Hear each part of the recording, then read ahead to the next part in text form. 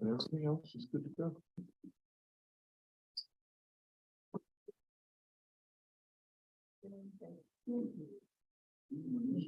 Yeah, I have you, but I can switch.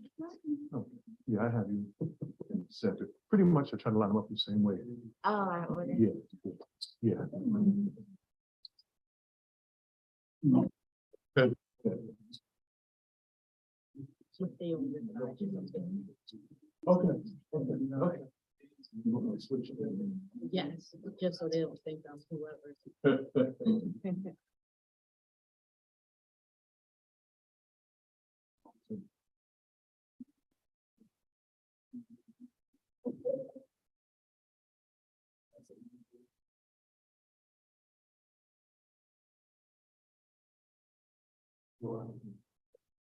I don't want anybody else.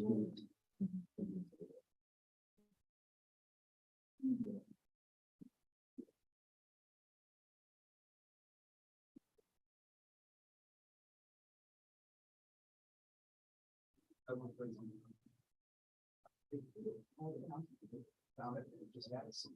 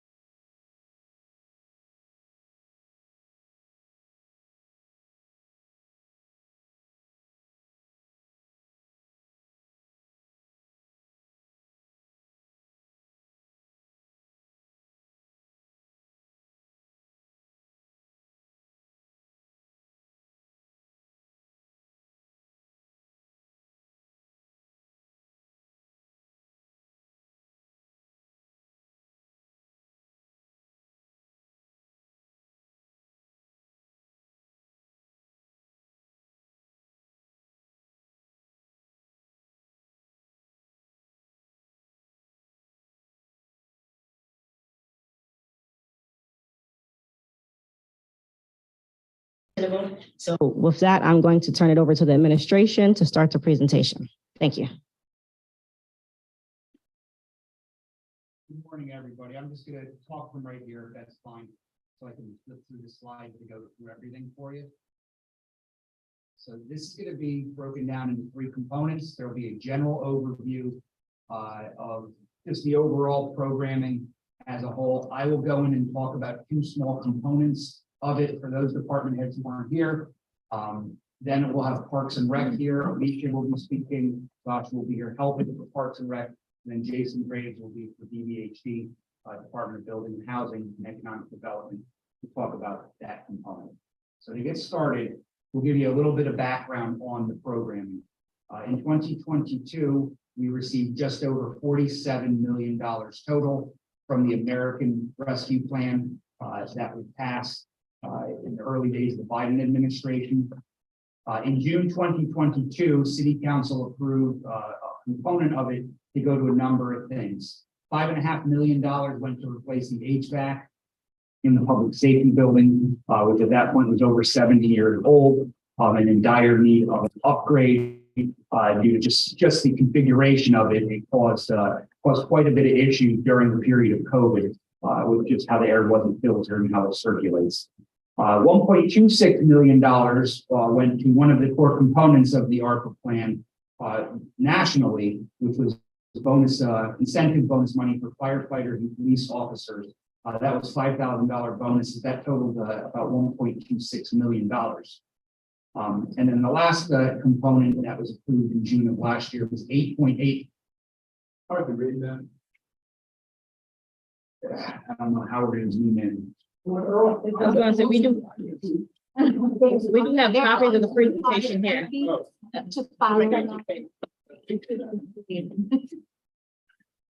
So then the last component of it was $8.8 million to cover lost revenue during the pandemic.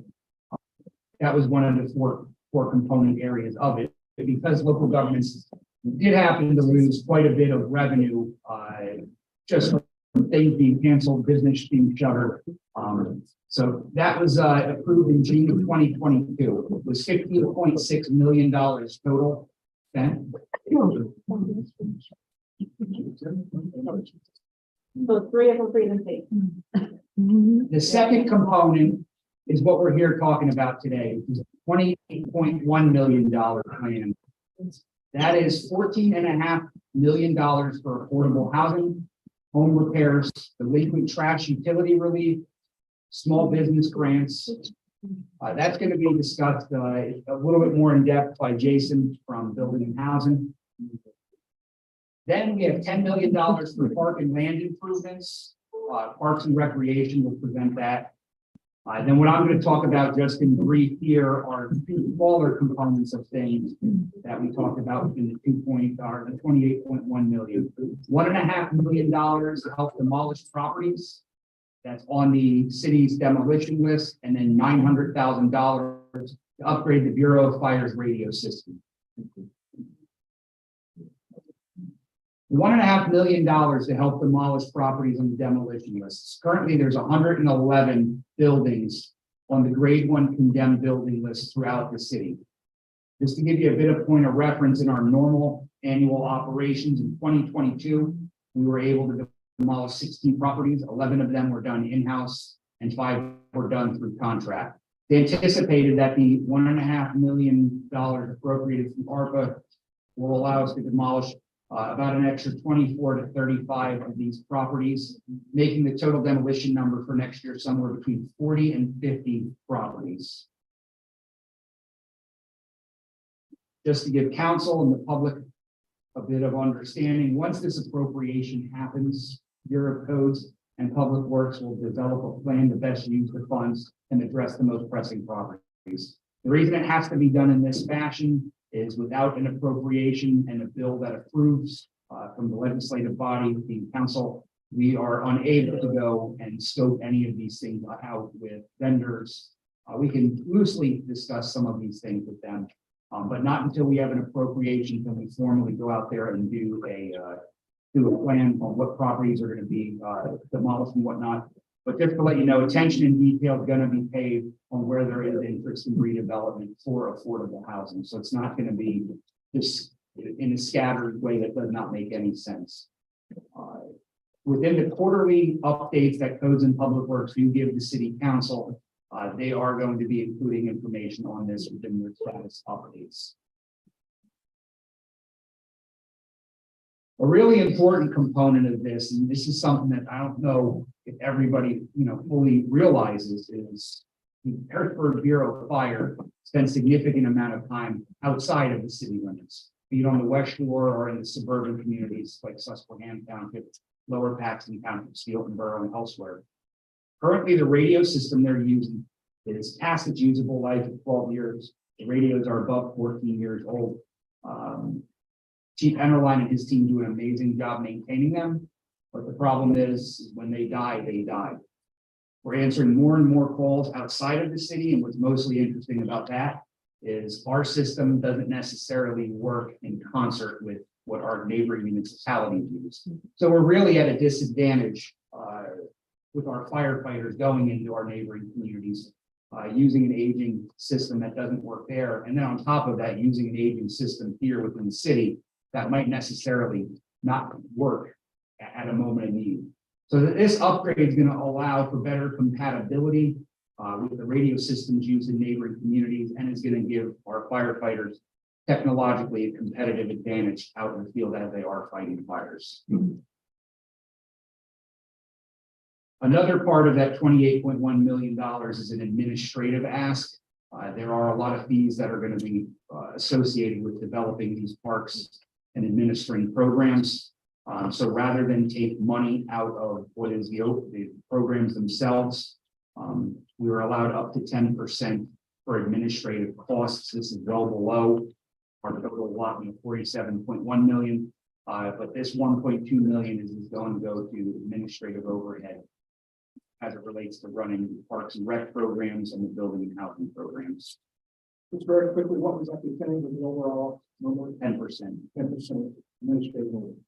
You're allowed to take up to that, but there was a real concerted effort to make sure we're not taking money that could go out into the field and help people and charging those. So this is about the bare minimum we could get away with some of the design work and project management work that would go along with programming. Most importantly for everybody involved is knowing that there's still approximately $3 million left in unearmarked funding. That was by design to give council the ability to look at programming outline either now or later, new programming looking at it now or later, or holding off funding until next year to account for anything that may have gone up in costs. I will note the most important thing to stress is that council has until the end of 2024, December 31st, to obligate these funds, and the city has until the end of 2026 to spend them. So what's really important with that is for the community council and the mayor to have an open dialogue throughout this year and next year on ARPA budgeting and legislation. Because monies that are unused, left over, or unspent in programming by mid-2024 will need to be assessed and, if necessary, reallocated to other areas of need. So if there are areas where all the money is not spent, you can come back to the table with this group and figure out where hundreds of thousands or millions of dollars can be put, just to make sure what we're doing is spending every dollar here in the community and not returning it to Washington, D.C. So with that ends the general overview of things. I'm going to hand it over to Alicia now from Parks and Rec, who will give an overview of their programming.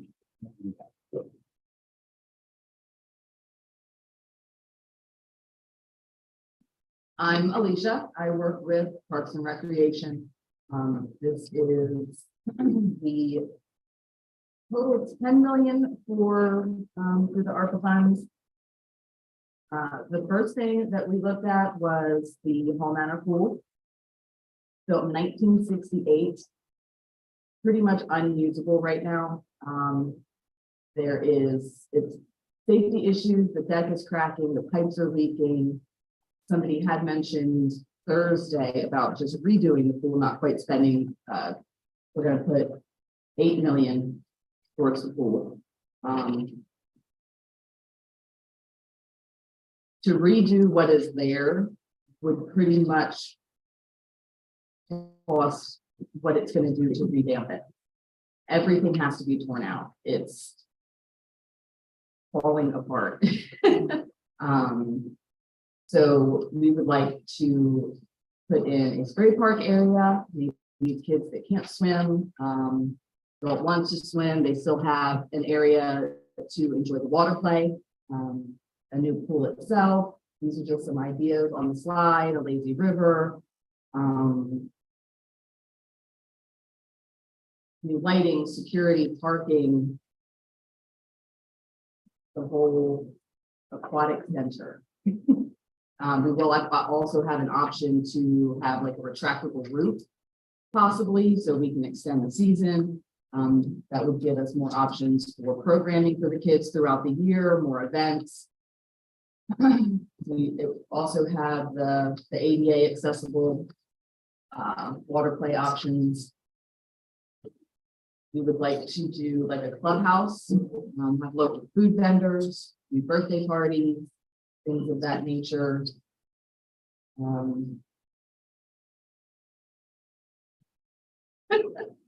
So that's the plan for the Hall Manor. We did go out to survey 2021 and surveyed several areas, residents as to what they would like to see there. So we have gotten some public input and feedback on that already. And we will continue to get more as we go through this process. The next part of the ARPA money is 1.5 million for an ADA dedicated playground. All of our playgrounds will be ADA accessible as we go through them and renew them. This playground in particular will be focused on ADA accessibility for physical disabilities, mental disabilities. We'd like to do like music play, sensory experiences, interactive, interactive play equipment that is just geared more directly towards variety of disabled community. The last part is the $500,000 for the tree work assistance. The city right now already spends about $300,000 out of the general fund for tree work. As everybody knows, this is a huge issue, and I know somebody had mentioned sidewalks the other night. The majority of the sidewalk issues, in my experience, are because of the trees. The trees are too big for where they're planted. That is what's causing the sidewalk issue. So, you know, we have some senior programs and low income programs to assist with the street tree work. This extra money will add to that. This is an alley here in the city. You know, the public works has trouble getting down the alleys because of how overgrown they are. Emergency services have trouble getting down because of how overgrown they are. So this is the kind of thing that we would like to use that extra money for, to help get the big trees out, maybe replant smaller, appropriately sized trees in those spots where the trees are removed, and clean up the alleys and the neighborhoods.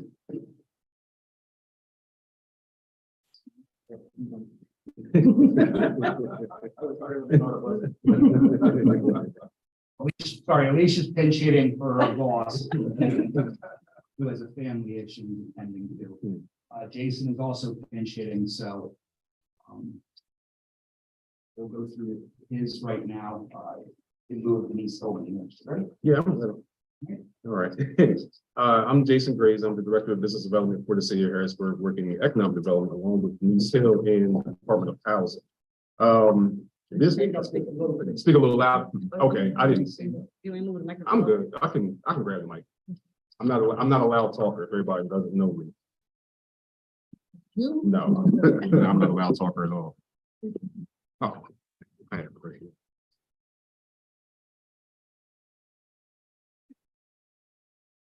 Thank you. All right, is that better? All right, cool. All right, so the DBHD portion of this, the housing portion, affordable housing program, as you can see, $8 million. This affordable housing program is intended to further the efforts to build affordable units in the city. Funds can be used as matching funds or direct assistance to programs that meet DBHD standards and approvals. Standard minor HUD approved home development funding to ensure federal guidelines and fidelity. Also, I'm about to just pull this off. Yeah, I'm gonna just pull this off. All right, is that much better? Okay, cool. All right, so also, if you want me to, I can go over this again if everybody's reading this again. If you want, I can just ride down it again. All right, cool. There also is going to be a scoring rubric that will be used by the panel by professional DBHD staff, HUD consultants, and council people to actually look at the scoring methods to see what will be approved for these programs. As you can see for the next slide, these are some of the programs that are, some of the money is used for some of the programs, like this is, I think, the 15th Street housing development program that was used through Tri-County.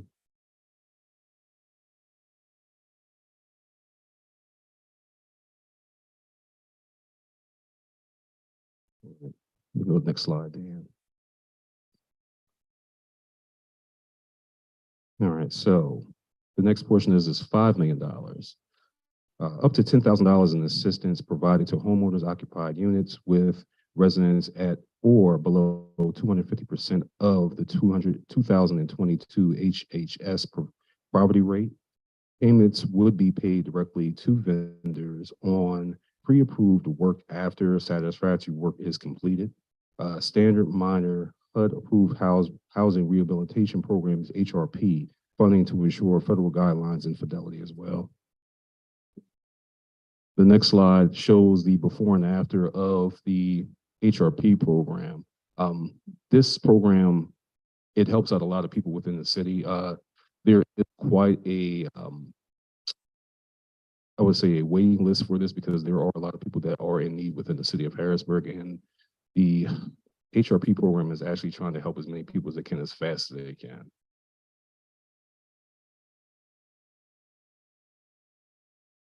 So this one right here is for another $1 million. This is going to go to payments for late trash bills for residents at or below 250% of the 2022 HHS poverty rate. Months of eligibility, March 2020 to March 2022.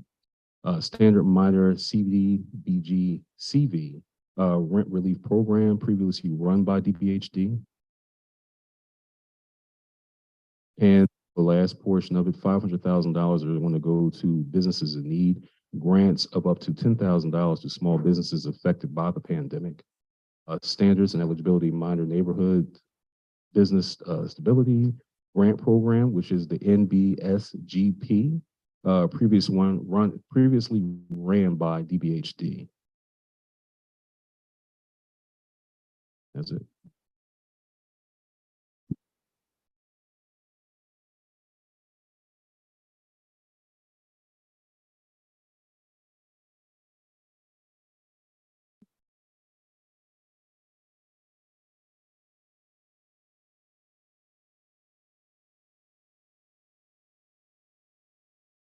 All right, we're going to open it up to the question and answer and comment portion.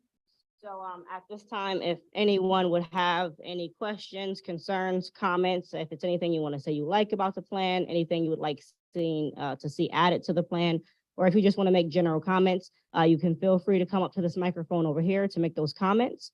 I will go over the 4 overarching categories which the federal government says that these funds can be used. The first category is to replace lost public sector revenue. The second is to respond to far-reaching public health and negative economic impacts of the pandemic. The third is to provide premium pay for essential workers. And the fourth is to invest in water, sewer, and broadband infrastructure. So if anyone would like to make any comments or have any questions, please feel free to come to this microphone here to your right. And just one at a time. Thank you. And please introduce yourself, and if you're with an organization that you'd like to represent, mention your organization. If there is the vicinity of the city in which you live. Thank you.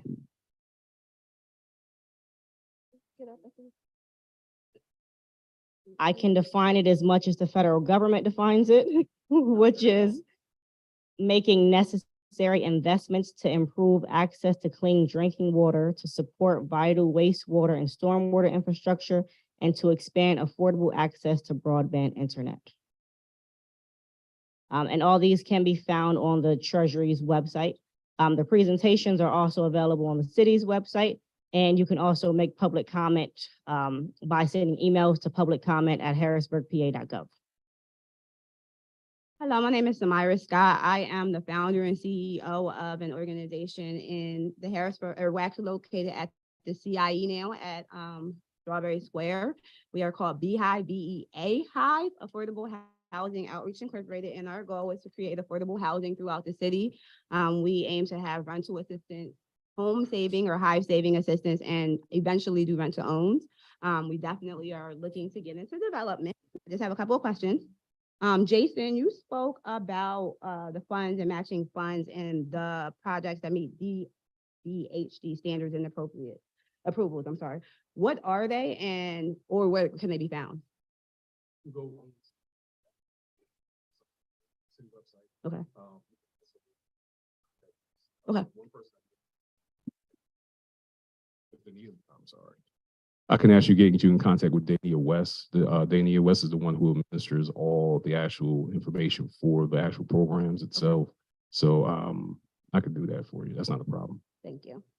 Couple other questions. You talked about some of the demolition. A lot of those demolition properties, whether on the repository list or the land, as I went through almost every single address or parcel on the repository list, it was just empty land. How is the city or city council planning on dealing with that land for somebody like me who's interested in land development where it makes sense to buy multiple parcels, but then there's a house here, two repository list. So how do I work through that? Or what is the intention? Is any of this money going to go towards helping that? As part of an overall plan, like, so you're saying you have. So affordable housing. You have don't own one, that can be built into your plan.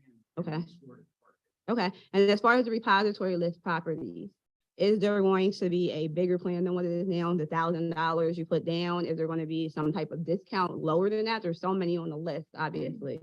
A lot of that we would have to. Got you. That's not just necessarily. Okay. an us issue. More than willing on getting rid of the backlog of properties we have on there, Okay, if it's meant for redevelopment. Okay. But that would be a plan that we'd have to work with the developer and the county on together. okay, thank you. And then just a couple about the Parks and Rec piece. Are you planning on then demoing some of Hall Manor properties to make this aquatic water park? Okay, so that won't happen. It's All the right. Footprint that is there for us to use is what is all we'll be using. There'll be Okay. no other demo. And to clarify, you said there will be a swimming pool, not just the play areas, correct? Correct. Okay. That's within the plan. Okay. That's important to me because I think that we actually need somewhere to swim and not just play. So I want to make sure that's, heard by the city. The programs in the playgrounds, are there going to be safety around that? We know that there's been, properties put at Emerald Street, Kelker Street destroyed. What is the intent to make sure that we're safeguarding the money we put into it? For the park, Yes. we are looking into adding security and cameras. Okay. At a majority of them. And then my final piece is the tree removal. Do you know if that is right now going to be done through an application process? Are residents going to be able to apply for that? Is that the process? Yes. Okay.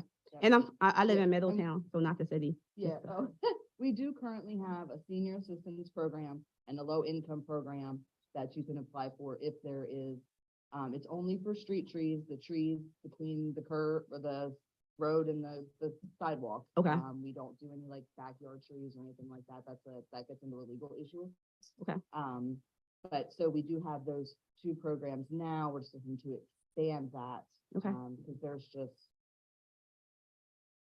so much work to be done. Okay, thank you. And then just one small question. Does anybody know offhand what the 250% rate is from 2022 off the top of their head? Like even just for two people, just.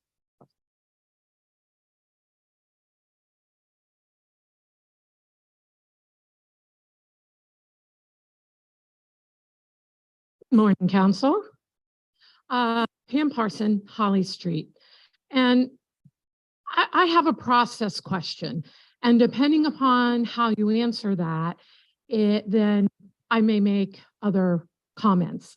But I went back and I watched all three of the hearings from 2021.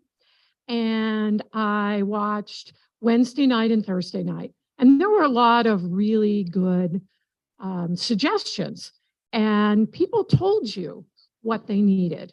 So my question is, what is the actual purpose of these events? Is it to get buy-in for what the administration has planned, or are you as council listening so that you can then come up with your own plan that you can talk about with the administration as compromise? Because I was really taken aback by the mayor in 2 minutes, if this is your meeting, at your meeting, totally dismissing almost everything that every person said on Wednesday night and Thursday night. And so if your plan for these talkback sessions or whatever you're calling them is just simply to get feedback on the administration's plan, and that's what you're going with, then stop wasting our time. Then you've wasted the time of everyone who came out Wednesday night and Thursday night and everyone who is sitting in this room today. So Thank what you. is your plan? Thank you, Ms. Parsons.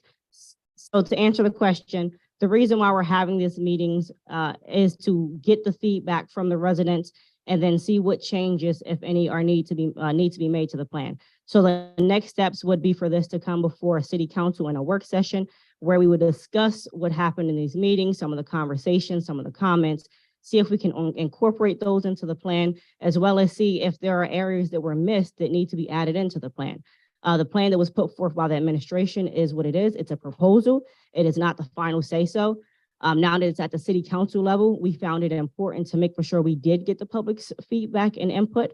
The administration did host 7 town hall meetings before they developed the plan, but we thought it was very important to get input, comments, questions, and just sincere feedback from the residents after something was put forward, because it's a lot harder to speak on something before it exists.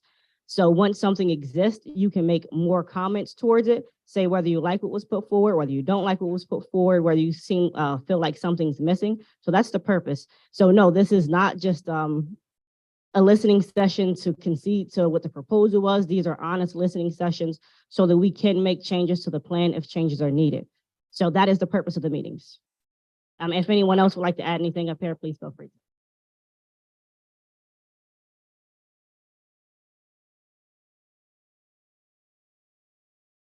Good morning again. Thank you for your comments. I would just like to respond to your comment regarding time.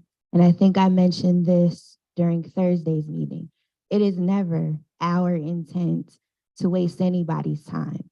We are genuinely here to listen. So we may not interject and we may not respond to every single comment that's offered, but please know we are actively listening, taking vigorous notes, taking it all in. We did not want to interject our thoughts and opinions on this proposal. That's why we're here, to hear from the residents and members of the public regarding their thoughts, comments, concerns regarding the proposal before us. As Vice President Green said, this is not a final document. These public hearings are not, or town hall meetings, excuse me, are not a rubber stamp to what was shared with us. We have an opportunity to make amendments if needed, but we need information and feedback in order to share informed amendments to the plan if necessary. So that's why we're here. But I just wanted to address time. Time is very important to all of us, and we want to be respectful and mindful of everyone's time. Thank you.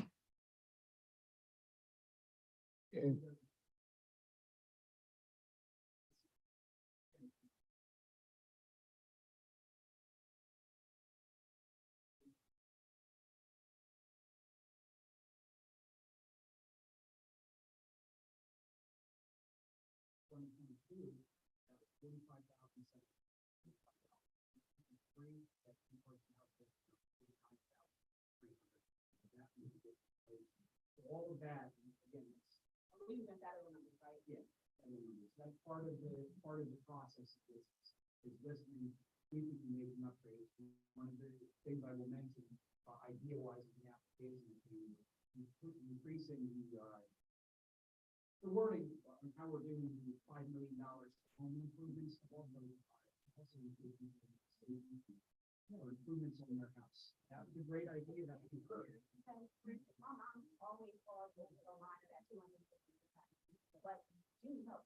So that was another area that we thought of, another area that we had written out the notice for amending the application process to add that. So we are listening with this and we'll be adjusting. So the key behind it is we have support concepts development.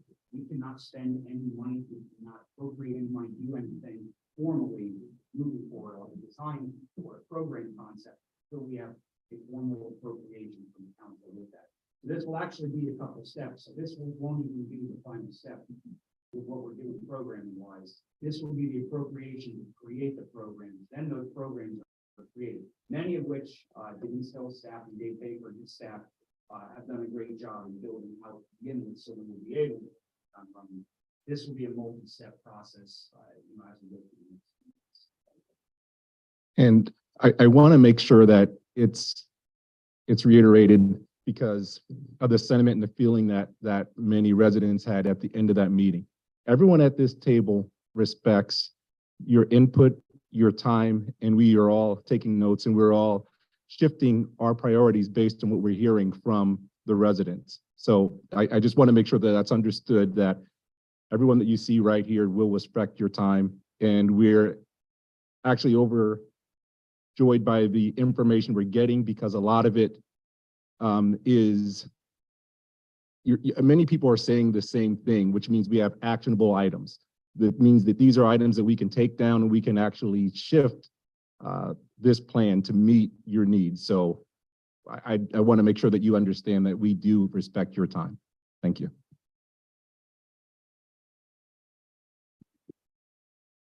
Hi, Laura Harding, Uptown Harrisburg. I just want to follow up to comments that another resident made at the meeting on Thursday regarding affordable housing.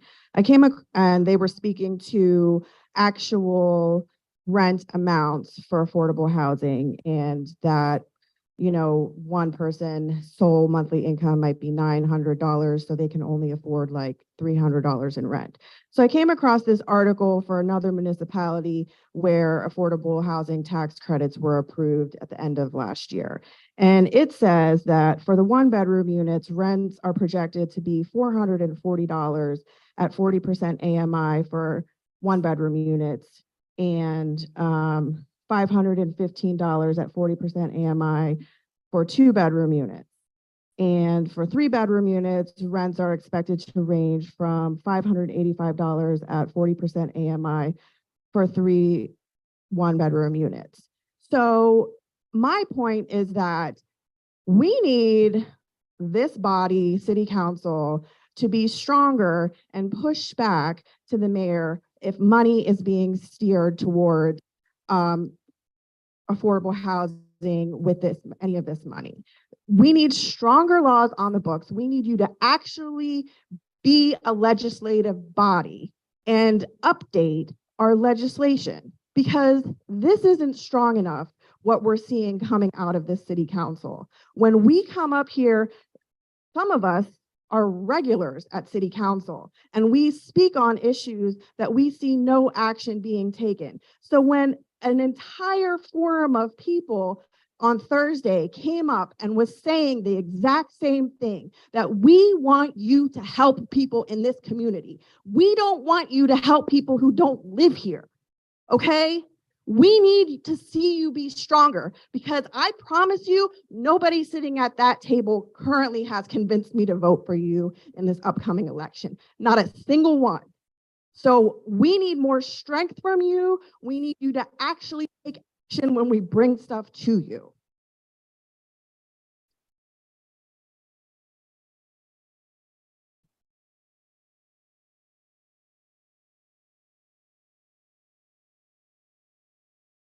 I think I'm more addressing the comprehensive plan than the current because from what I understand, you've already designated spots for the Parks Plan. Faye Dector Historic City Gardens, we're a 501c3. We're the folks in 2021 who ran the Spring City Beautiful 2.0 garden tour in Midtown in the same location as J. Horace McFarland's father's nursery had been. We currently are working on the J. Horace McFarland Rose Garden on the 200 block of State Street behind the Grace United Methodist Church. That garden is soon in 2024 to be 50 years old, with 50-year-old roses that were thought to be from J. Horace McFarland's original stock and came from the municipal rose garden, which originally was in front of what is now UPMC Pinnacle. When it was disbanded, that rose garden was dedicated to J. Horace McFarland.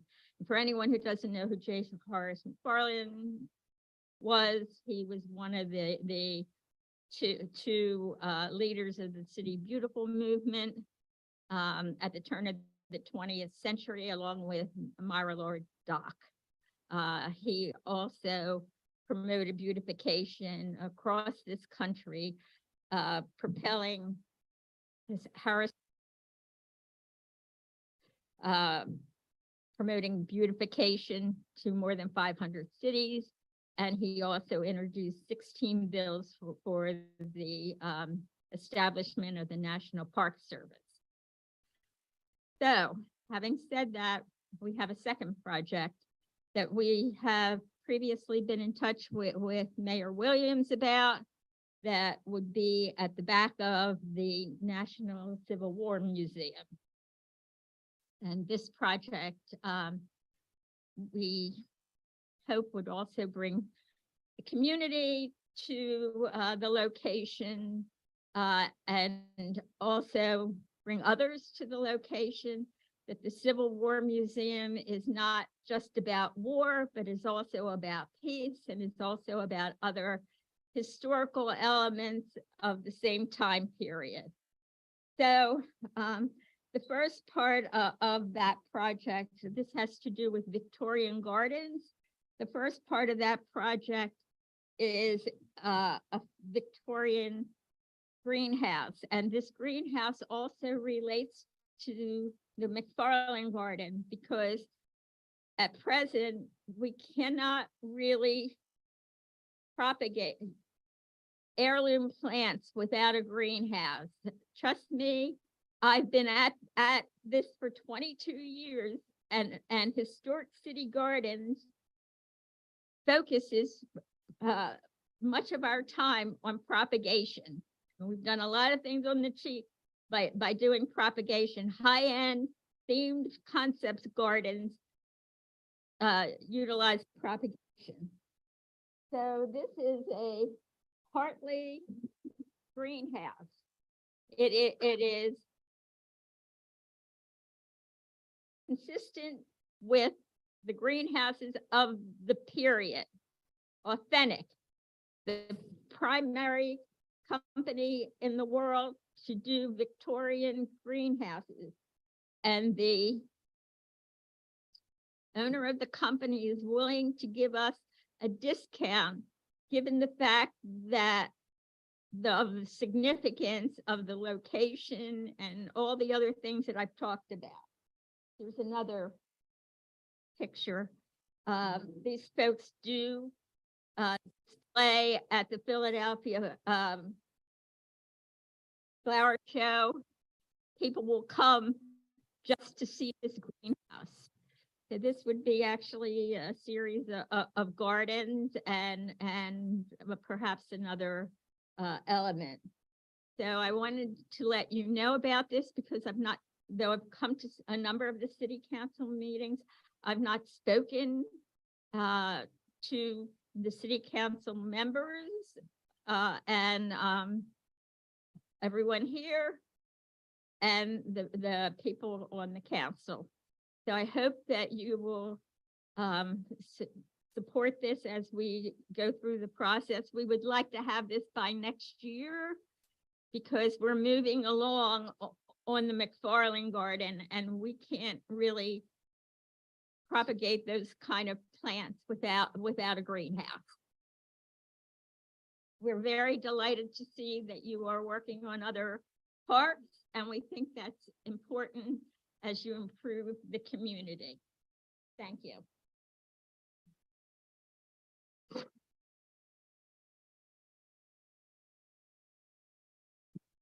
Good afternoon. Charlotte Plains, 2545 North 4th Street. Thank you for the opportunity again. And also thank you, Madam President and Vice President, for the clarity on the plan, because I had some questions about where we were going. One of the things I have not seen in the plan or actually discussed is public safety. And I really believe that until we have a strategic plan on how to address public safety in this community, we're not going to bring businesses back. We're not going to be able to protect people in their neighborhoods. And we're not going to get people to buy into the city. So I would like to see that there is some kind of funding or strategy put together for public safety. One of the things that I have been talking to previous city administrations about is the Lancaster Safety Coalition project, where they use cameras in the community, strategically placed. The residents man those cameras, and they also help report on gunshots and those kinds of things. There's areas and neighborhoods that, you know, I live what I consider a pretty good neighborhood, and we are ducking when we hear gunshots that go off all hours of the day and night. I mean, come on, we got to do something about this. So I would like to see that there is something put in the plan or discussed where we come up with a strategic plan on how to address public safety.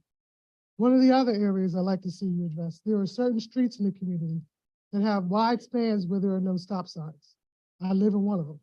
So you go from Schuylkill Street all the way to Wiccanisco with no stop sign. It is now the raceway. People are flying down the street. I don't have anything against the kids on the bikes, but that's there. Every day, 7 o'clock, you can set your watch to it. That's where they're coming. So again, I think it's a public safety issue. There needs to be a look at some of the streets that maybe you don't normally have high crime incidents in, but there are issues that are going on in those streets that need to be looked at. I know the last meeting I was here and I addressed, of course, I'm always going to go back to the children. And one of the things I didn't discuss because I was on another tangent was that our children need someplace, and I'm never going to get off the skating rink issue. I'm really upset that our kids have to go across the river to a skating rink. Whenever there is the slightest thing that they do, they get put out of the skating rink and made to walk to the McDonald's to wait for their rides to get back across the river. We need something in the community. A building, there's a million of them that I don't say a million, but you have a lot of abandoned buildings here that we could turn into some kind of a recreation center. It's going to do a couple things. One, is going to be an area where all the kids from around this city can come together in one location and learn how to get along. That's something that we're not doing. These schools that are all separated in the neighborhood schools do not bring that cohesiveness that we need to have to instill in our children. They had it at one point. I don't know what happened to it, but this division that continues to go on in the city is not helping any of the things that are going on. That's why we have these groups, and I don't call them gangs, these neighborhood groups fighting and shooting at each other because they don't know how to get along. So let's do something to make sure that they have an opportunity to recreate together. And then we have programs in there where we can teach them how to be respectful of each other, how we can teach them how to respect their elders, respect property, and all the things that we know are going to help them be successful individuals. So I just wanted to throw those things out there and hope that there is some consideration on how we can invest some public safety money into the plan. Thank you.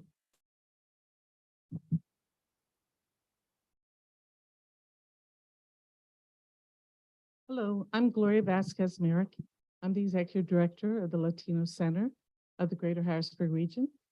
And we are located, our hub is right here at 13th and Dairy. I wanted to follow the previous speaker because I echo what she is saying. I think that, and I'm speaking to the $3 million that has not been earmarked yet, but I think there are some common threads that we will find that will run through all of the things that we're talking about, including housing, recreation, and so forth. But I haven't heard the word education. And for me, education and workforce development are ways that we can lift our people out of poverty, that we can help them aspire to move above and beyond the community. If we can't transform the community, then my goal is to help them leave the community ultimately. And so I don't live in this community, but I will say I was born and raised in this community. So I feel that even though I don't live here, I've been here for 11 years running the Latino Center. I walk the talk. I've been here. I was raised here. I know what the community goes through. I used to go to the Bernstein store on Summit Street with $5 to buy food for a family of 8 when I was 11 years old. So I think that there are a lot of people like me who have been born and raised in this community, but they don't come back to give back to the community. And that's unfortunate. I'm one of them, probably Ralph and a few others, and probably all of you for that matter. So my thing is that when we're looking at the $3 million that has not been earmarked yet, I think we need to recreate and educate. We need to have I say students because that's where my heart is. My heart is coming back here into this community and working with the youth in our community and working with the seniors in the community and doing a lot of things intergenerational where the youth learn from the wisdom of the elderly in our community, and it's reciprocal. But all that to say that we now have a building at the Latino Center, thanks to a donor, and we have 3 stories. It's a 3-story building right in the heart of the community here. I would like to see some of the earmarked dollars go towards a facility like that, whether it be another facility or whether it be a few facilities, where we can educate the community, we can teach them how to read, how to write, how to speak English or any other language for that matter, that even Spanish. Because as the Latino Center Executive Director, I know that when we send people for help to organizations, even though they should, they don't speak the language and the people end up coming back to us. So when I say Spanish, I say that because you can't help people if you can't speak their language, and we speak French there too. We try to speak as many languages as possible to help the community. So I think that we need a state-of-the-art training and development facility and surprise everybody. Bring a college in here. I've tried for years. I'm still trying. I'm on the Board of Trustees for HAC. And so I'm working on it. But what I was told is you don't have a building. You don't have a facility. We have a facility now. So we need to get colleges in here. We need to get educational institutions in here. We need to get them to buy into this community and to begin to not only give a handout, but to empower our community and give them a hand up like what was given to me when I grew up in this community.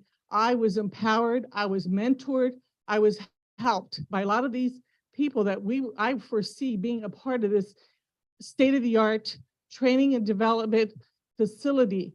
And maybe it has a recreational component to it. Maybe kids would come to get trained and educated in a facility that they have had fun in, that they like coming to.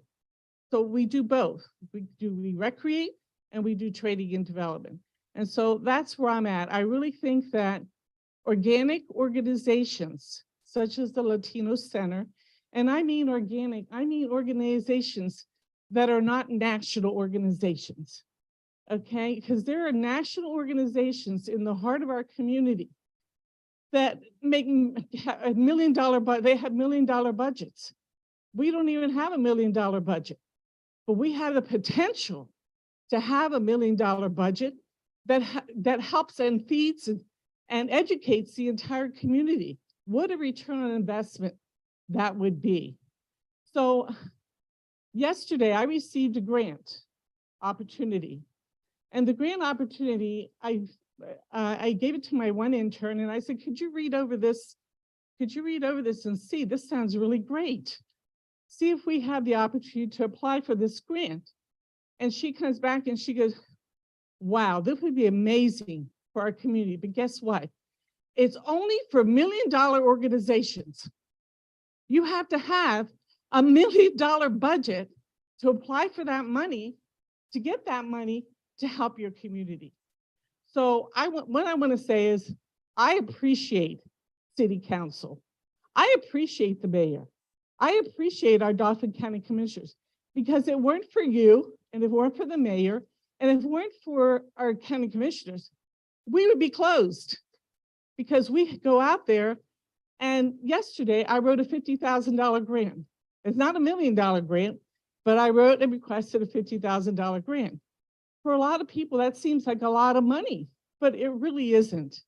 And so when you see me coming to City Council, or you see my proposals coming past City Council, or you see our proposals coming for CDBG funding and so forth, they're for 25 and 50, but we would cease to exist if it weren't for those grants. So I'm letting you know that when it comes to that $3 million, I hope that you will consider giving that to organic organizations in the city, boots on the ground, like the Loops and Boys Club, like the Latino Center. We're not a national organization. We started there with $100,000. And now, thankfully, we have been donated a building that we can now see our vision possibly coming to fruition for not only the Latino community, but for all the community of Allison Hill. So thank you. I'm coming back. to Thank you. Before you went, ma'am, I just wanted to address a few of the items discussed, if that's okay with you. Okay, as far as the community violence interventions, as Ms. Plains was speaking of, thank you for that, by the way. There is separate funds through the PCCD grant that we were awarded that we're currently working on that involves gunshot detection, cameras, community involvement as far as the interventions, et cetera. But that's a work in progress. We were awarded the grants though. So we just wait on that plan through the administration so we could really get that into play. And then also, Ms. Gloria, thank you for the work that you guys do in the community. A lot of times just through collaboration, getting other entities on those grant proposals, you could apply for those more in the upwards area of the $1 million, $2 million grants. So always consider that as well. Yep, thank you. I want to relate to the last say Dr. Historic City Gardens, the last speaker. I just want you to know that the project that I just brought up with the greenhouse Historic City Gardens has done about 14 locations. We started in Philly. What we do are themed concept gardens utilizing community volunteers. We train on every task. We previously had a children's garden club at a school. Okay, so everything that we do is educational. So I agree with this person. I also agree that the funding should come to local organizations. It took us years to establish here because we started in Philly. We've been here now 10 years, and the first grants we got were in 2021. Now, come on, how much do you have to keep putting out and showing gardens and working with people before we are worth something? Now, I want to change the conversation because I'm sure I missed some of it. There is a drug issue in Harrisburg. It is kind of surprising to me that the mayor's education originally was on crime, but has not actually, maybe I'm not well informed on this, but I have not seen her really talk about the drug problem. There is a lot of cooking of drugs going on in this city. And it's hard to get anything done about it.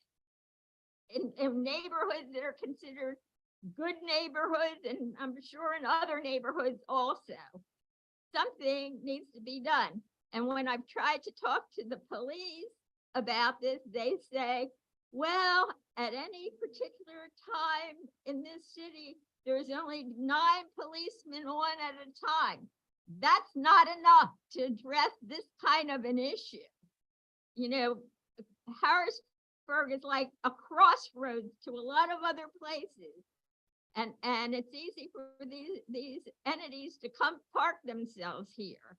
So I beg you to please, a plan must be established to address this.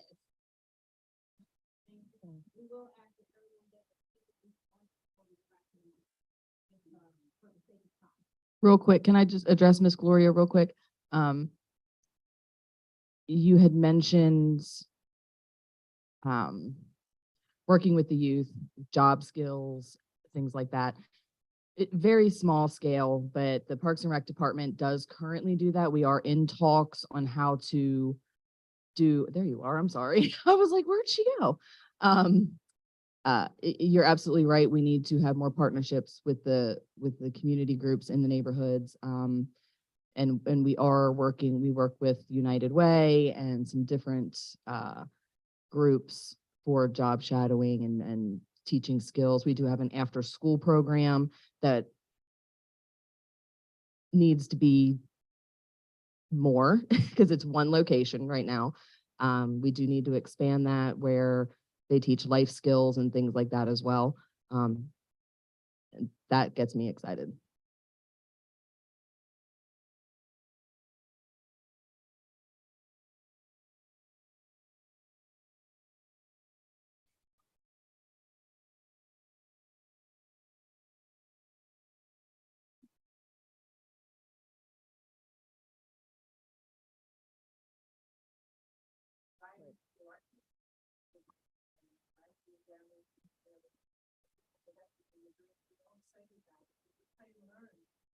But it was just a decision for 2 months. It's gone. We're in a history here where we can kind of institutionalize that, kind of make that a part of our, like creating have a pool and all of that. That's fantastic. But how do kids learn from the thing? Absolutely. Thank you. Rafika Muhammad, 2140 North 7th Street. I want to get back to the money.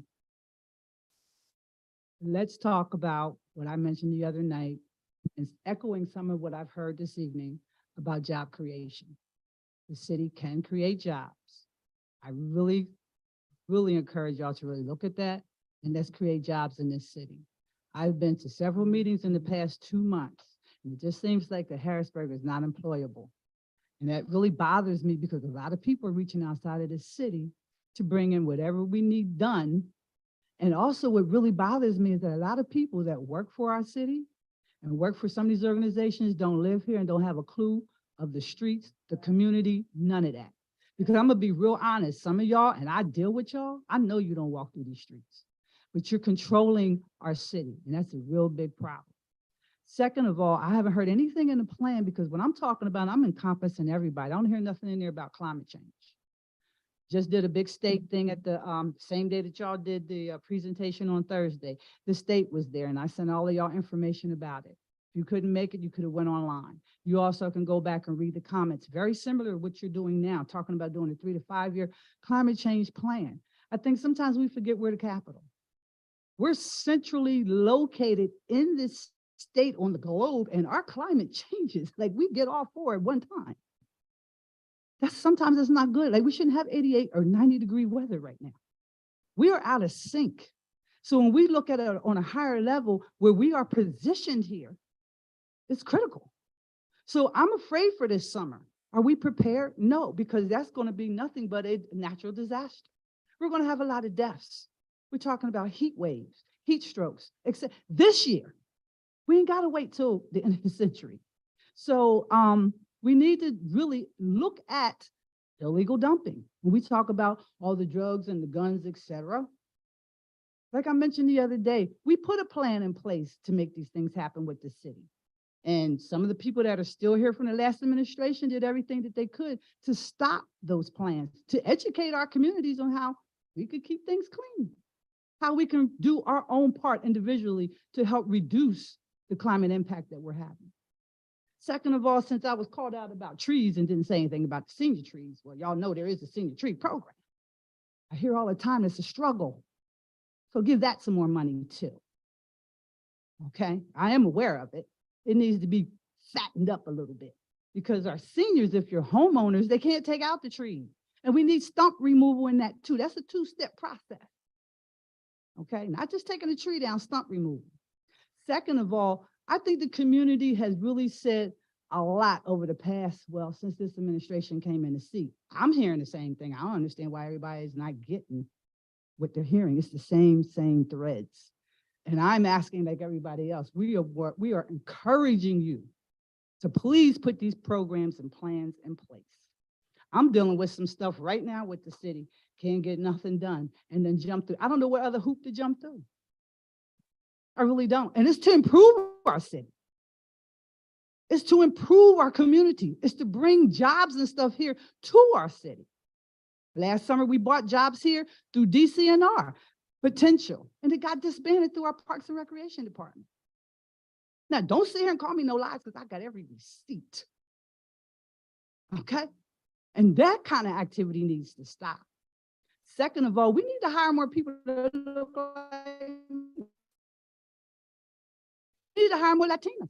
Because I don't understand this hiring practices that we have. I don't see people that look like me. You bring these people in, they're not in my hood. I was horrified seeing a police officer holding a gun at a man's head down the street. So we need more job training and education. I am not anti-police. I'm gonna put that out there because some of y'all know what I've dealt with. But what I am saying is that they're not doing their jobs. So y'all know we have hot spots that need to be shut down. What do we use that money for that? All of this could be job creation. Lastly, I'm going to leave you with that I got funding too. And I've always brought money to this city. I don't ask y'all for anything, but I bring it. So it's going to deal with illegal dumping. I need your help. We got a micro, local, a community action piece that deals with illegal dumping in the city because we are the capital. And we link that into the county, which also now links at the state. I should have been able to deal with my local level when we was dealing with illegal dumping, and I couldn't. That's sad. And as the business administrator and officer, that's sad. Couldn't talk to the city about illegal dumping that's happening in my backyard, literally. So we have to do something like, so the county's position, I know we have an illegal dumping officer. That was my doing. I don't pat me on the back, but you know what? I'm a start. Because I'm tired of people taking my ideas to make them theirs. So I'm gonna start. I brought that there. That's how Mr. Baltimore got the job. So now we're gonna micro local that. So I need y'all's help because the state board that I serve on gave me a grant. There's no conflict of interest. I make sure. So you're doing all this work for nothing to improve my city. Lastly, I'm gonna leave y'all with this. It's embarrassing to sometime to be the only Black or maybe the only Latino in a room full of people that could be funders to help your community and your city. And you fight like hell to bring the resources here just to get slapped in the face by your own administration, and sometimes by some of your council people, sometimes by your directors. I don't need to call names, but they know who they are. So I'm here to help you, always, never the opposite around. I want to see our youth and our young men off the streets. I brought a program here. I want to see it developed and done. Stop lying and say that we had to pay for it all. We didn't. I don't pull out all my cards. Second of all, I want to see something done with the crime. I'm tired of ducking. I duck, unfortunately, Ms. Charla, every day. I'm sick of it. So if our commissioner can't do it, get another one. Okay? Because we're sick of this. I don't want nice people running my city. I want action. So some of these people are his friends. See, we're telling you what we know. Okay? If you're my friend and you're committing a crime, I got to let you go. So we need a new commissioner. I'm putting it out there. And anybody else that don't know what they're doing. Crime is a serious, big issue. And we shouldn't have to be doing it. Everybody knows about Jefferson and McClay. Shut it down. And the other hot spots we have on the south side. Shut it down. And y'all know too, because we came and told you. 15th and her. Come on. Shut it down. So I appreciate you as well. But I'm tired of hearing it's complicated. Life is complicated. Let's make it easy, y'all. And lastly, when y'all put these processes in place, don't make them applications all stupid. That nobody can understand them. You using funny language. I'm saying this on a state level and on a federal level. I'm not just talking to y'all just to talk, because God has blessed me to be at those tables. I want to know name, address, real basic. What am I doing? All that, so we can get those $1 million grants. Because some of that stuff don't make no sense and don't pertain to nothing that has anything to do with our communities. Simplify the input for the applications. Then if you have a panel, get people from the community that sits on that panel that can make sure those agencies get the dollars that's due to them. We're saying due to us because it is. We have been doing this work too long. I think what you're hearing also, we're tired. You're hearing the frustration in our voice, and it's not personal. We're just frustrated of years of the same old thing. So community now is raising up, and I love it. And I'm gonna help that. So I'm here to help you, but if you don't want to be helped, I'm also here to get rid of you. Okay? I appreciate you all, and thank you for your time.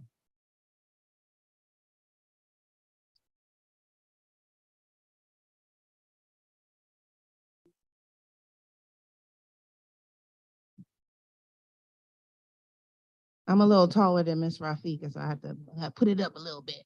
My name is Kia Hansard, resident of the city of Harrisburg.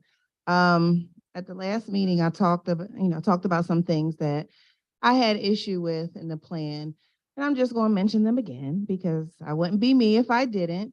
Again, I am not in favor of an $8 million pool.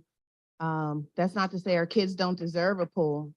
But when we have so many other things that should take precedence, that is clearly not one of them. When we talk about economic development, part of that is having neighborhoods and communities where people want to live, where people want to move to. So, blight has a lot to do with crime. They go hand in hand. So I brought up about the sidewalks. I was corrected at the last meeting. I appreciate that.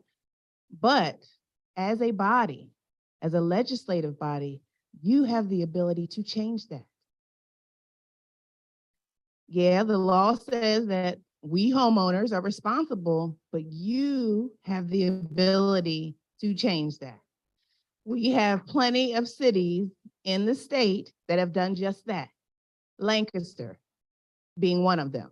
So again, when we're constantly being told that, this body represents us, yet we're not getting what we're asking for, then the question becomes, who are you serving?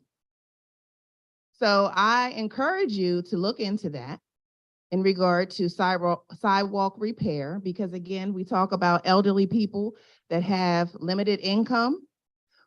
When it comes to our tax base, the majority of those people are elderly. Let's be clear about it, because most working families can't afford a mortgage. Those people need help. If you want to retain those people on your tax rolls, they need your help. And you are in a position to do it with this $25 million. We don't need an $8 million pool. We need street lighting. We need our sidewalks and our curbs repaired. No, it's not my expense. I pay enough taxes. Help me out. Because again, when it comes time for me to sell my home, somewhere down the road, I want to be able to do that where it looks presentable. That should not fall on me. And if the city has the money to do it, or isn't in a position to change the law to help us do it, why not? We've got to get away from, it's not my job. It is your job. You have more power than you probably know you have. So I encourage you to use your power to benefit these people here that are tired. We want to see our city thrive, and we need your help in order to do that. And like Ms. Rafika said, we can also change this makeup too. I'm a super voter. If Mickey Mouse was if he was running, I'm coming to the polls. And so I say that to say, please do not take what we say in vain. We are coming on May 16th and every other election after that.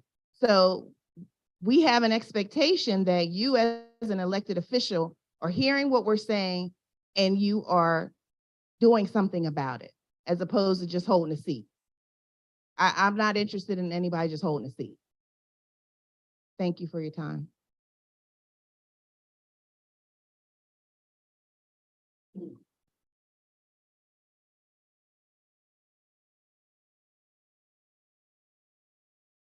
Taller than me. Good afternoon, everyone. My name is Linda Kamak. I live in the 1100 block of North 16th Street. I come before you again regarding the trees.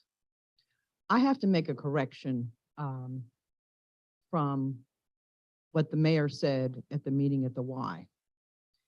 We did not have an issue because of piping, is why we got our rubber sidewalk, which is the only sidewalk like that in the 1100 block of North 16th Street.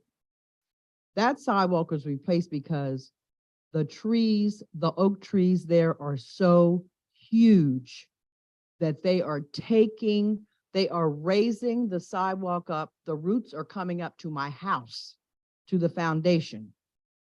I pleaded with them, please take the tree down that's in front of my house. To no avail. The tree is yet there. I fell. I had a hip replacement and the tree's still there. As far as them coming and pruning the trees, they're all over everyone on that block's house. Those huge branches, I had paid before to have some branches taken off. I'm not going to do that. I'm a senior citizen. I've lived in my house for 65 years. I've seen people come, I've seen people go. I am a homeowner. Please put something in this plan to address the trees. It's not just mine. The trees are huge. I mean, huge.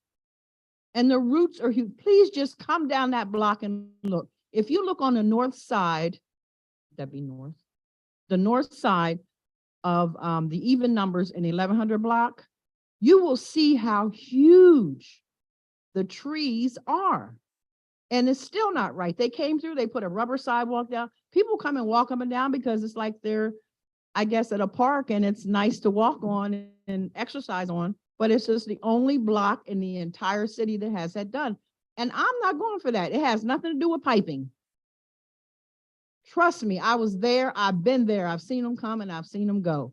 Please help us with the trees. Please send that company that starts with an A out there, that they've been everywhere else, to cut our trees down that's hovering over our homes and our roofs.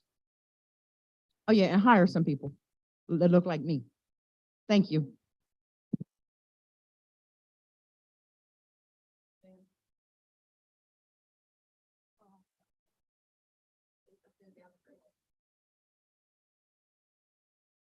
My name is Pastor Harold Harris. In echoing what Rafika and Kia and others have stated, is that part of the insensitivity in terms of how money is allocated, resource, is relating to oftentimes centers of voting in different wards. Ward 10, which we're in now, gets the least resources because they vote the least. The resources go where the votes go on river wards. And that in part, I believe, is reflective of policy that the city adopted a number of years ago when they stopped requiring the employees to live in the city. All employees, policemen, firemen, every employee who's taking tax dollars from us should live in the city. And the ones that don't live in the city, I would even give them some money to move into the city, because policemen act differently when it's their backyard and their children are there. Teachers have put it in the state law so you can't even require them to live in the city. You can do that. You can reverse this poor policy which was put in place several decades ago. It's gotten worse because when you don't live in the city, you can step over issues that are being raised here because it doesn't matter. You're still going to get paid. This money, more than the $3 million, needs to be allocated to these nonprofits and small Black and brown businesses. More than the $3 million. They're organic. They're doing things. They're touching lives. They're making a difference. They're cutting edge. And as has been stated, the Salvation Armies and other people like that, they focus in the city and their resources go outside the city. We all know that. They get the money based upon their location, and then they take care of the suburbs. We know that we're being hustled by them. We're asking you to take more than the $3 million and give it to these nonprofits and for-profit small Black and brown businesses. We're also saying, of all of this money, take that disparity study and make sure that 30% of it is going to Black and brown vendors and contractors and suppliers. So that money stays in the city. That federal building was built, $230 million, not a Black or brown contractor on it, and not a person on the city council said boo, nor did the mayor, nor did anyone. We had nothing. That land was taken from Blacks over 50 years ago through Title I through Negro removal called urban renewal. And here it is 50 years later, we're still being pushed aside. Listen, the money that's being allocated, any projects that occur, we want, as has been said over and over again, contracts, employment, because the people living in this city are going to spend the money in this city. They're going to hire people who live in this city. It's going to make a difference. All the money we make in the city of Harrisburg, most of the contract is going outside the city to white vendors. And I don't have any problem with white folks, but I'm sick and tired of them getting all the money.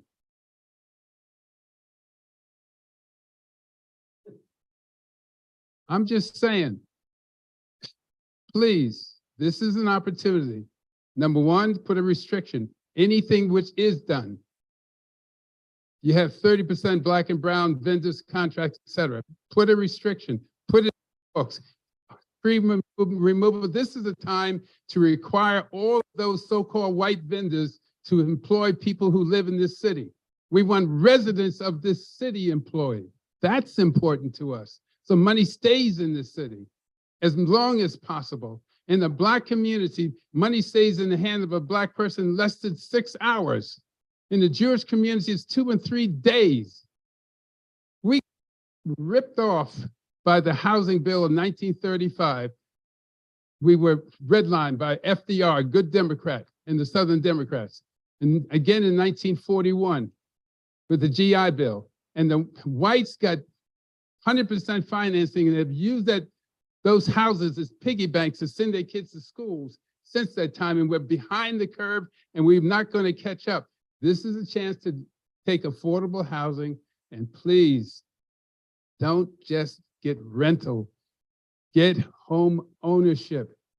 Home ownership, because they can pass that on as legacy to their children and help send their children to school when they're paid for it. They can borrow money and send it for tuition. That's so critical. I know there's going to be need for some rental, but you need more home ownership. Black and browns need to own a piece of the rock. We got to have home ownership. Please do not continue with just creating pockets of poverty by 40-unit development. All you're doing is moving poverty from one place to another. And it doesn't make sense. You're Black, you're brown. Please, can't we see what's happening to us? You're in a position to make a difference.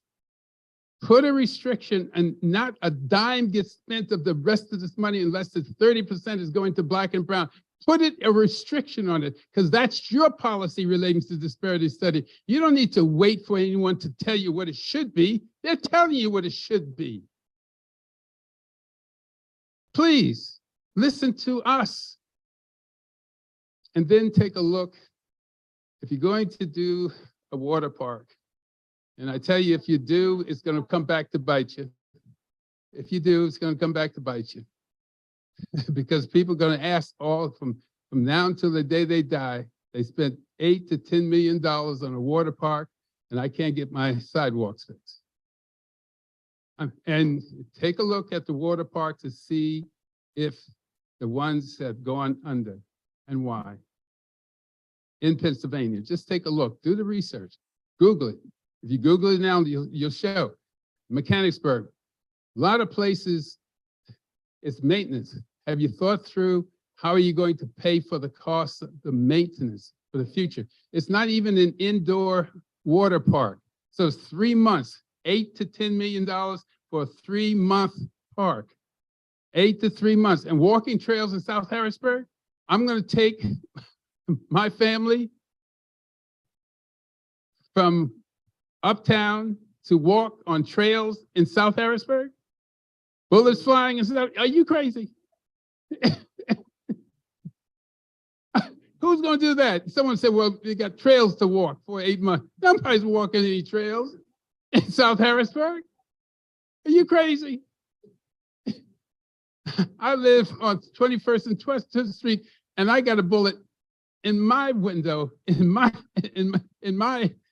bathroom. And I'm in Bellevue Park. I'm supposed to be in a good neighborhood.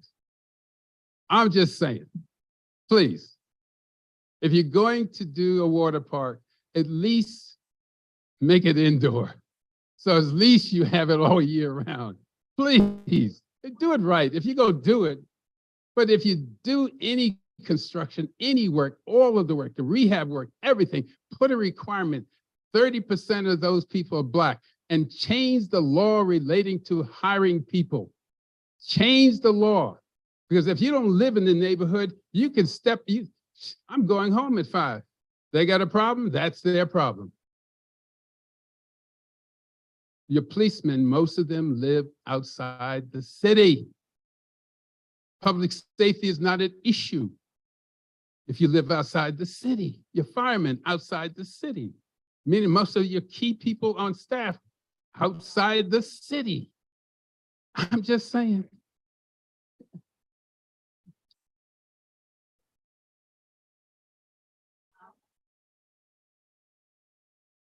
I'll make this brief. I want to relate to the lady who talked about the tree.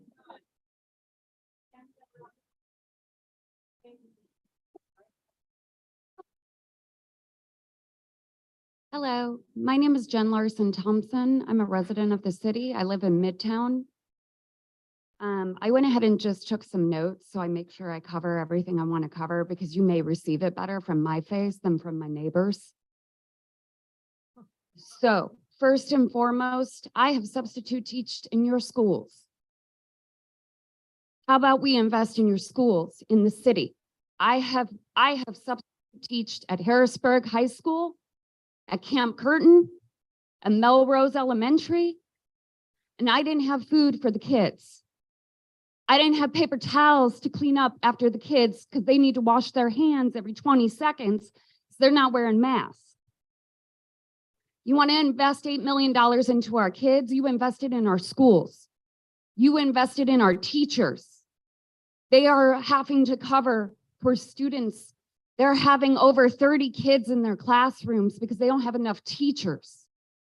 They are getting yelled at by parents for restrictions that we have to put to keep the kids safe, but they don't understand it. Please, this park is a horrendous idea. This is not how you give back to your community. If you are a member of our community and you drive around this area, I live off of 3rd and Her. So that shooting at District, yeah, that's my block. The shooting that happened down at Al's, that's my block. You're saying that the cops are here doing safety? All I've seen is harassment and acting like judge and jury on the street. Now, I have a Juris Doctorate. I know the law. That is not the law. That is not protecting and serving. I saw a woman with her baby in the car, pulled over on the side of the street, getting harassed with 3 extremely large armed men. I have pictures, I have license numbers, harassing this woman, calling her a criminal. I'm sorry, my law degree teaches me you can't say that on the street. On top of that, they're doing it in front of her child. So where is that protecting and serving? Where is that telling future generations to trust police officers when they're seeing their mother getting harassed on the sidewalk? Or when I step up and go up to make sure she's okay and she doesn't need somebody called and the cops turn on me and start screaming at me and start telling me the law. Thank God I know the law. So I told them I have every right to stand on that public sidewalk and tell them they're not doing their job and to make sure she's safe because she was a 20-year-old girl scared out of her mind. This happened on 3rd and Division.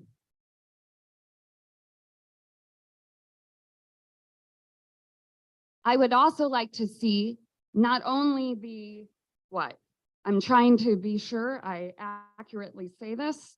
I think you guys want to give us only 1.6 million to rehab our city. I want to let you know I live in the historic district. My husband and I met with Renewal Anderson, which only sells the windows that we can use to replace because we're under historic restrictions, as is many of my neighbors. And they quoted me 90 grand for all my windows. So it's all cute and peaceful that you guys give a historic grant for 10 grand. That ain't shit. That doesn't touch it. And that's just my windows. That's not talking about my neighbors who don't have air conditioning and are still using window air conditionings because they can't afford the repiping of our 100-year-old houses to have proper HVAC, to have proper air conditioning. Don't even get me started on the sidewalks. You want to do a park and have ADA accessibility for children? Wonderful. Can you fix the sidewalks so my mother, who is handicapped, can actually walk down my sidewalk when she comes to visit me? Because the trees are breaking up the brick that's on my street. And even with her cane, she can't walk down the street with me. I can't show her my neighborhood because we can't walk it. I have weeds, I have bricks separating, there are gaps, but yet you encourage us to take care of it. I am taking care of my neighborhood. I am looking out for my people, but you are not looking out for us.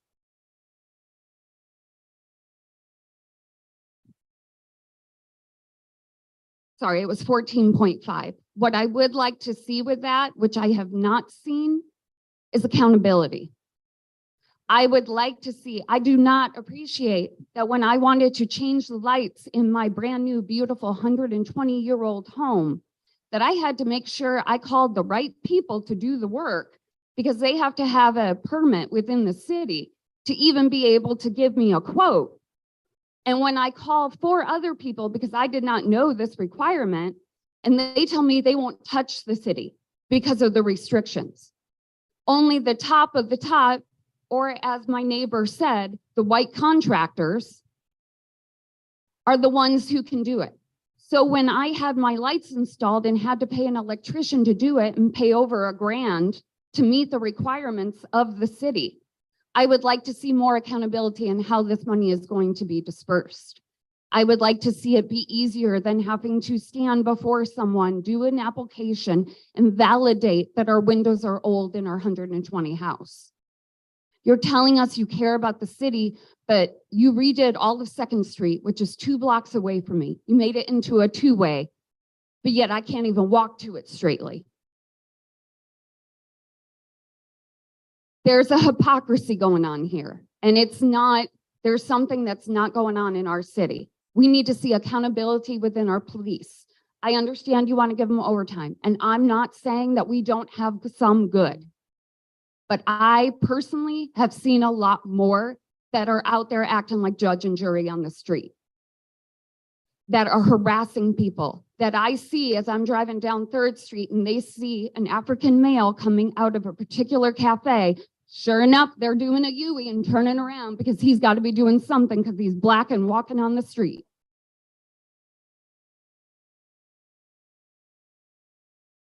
I agree with my neighbor. One of the requirements I would like to see is the restrictions of the permit being off. I would like us to be able to, because as I have walked the street and I have seen other people that don't have the restrictions, that don't have the same adherences that I have to come to, I've seen them be black and brown and business owners, and they've helped me move. They've helped me put in things into my house, but I have to go into certain restrictions to have them actually make some money and do the work to remodel my house, to put in windows. Please ask our input, but receive it. The other thing I would ask is please also be considerate of when you schedule these. My family has experienced a great tragedy. Y'all even have probably seen it in the news. I have been out of town. You only scheduled this meeting to talk about the possibilities 3 days in the same week. You scheduled 2 of those from 5 to 7 p.m. as if people don't have children that have to go to track and field or have to go to sporting events, or God forbid, don't work a 1st shift job and work a 2nd or 3rd shift job. And then you put it on a Saturday morning. It feels a lot more like you don't want us to be here and you don't want to hear our voices than that you do. Please feel free to reach out to me if you have questions. I invested in the city. I am a homeowner. I want to see our city be better. It can be better. If you need my help, I'm here. Thank you.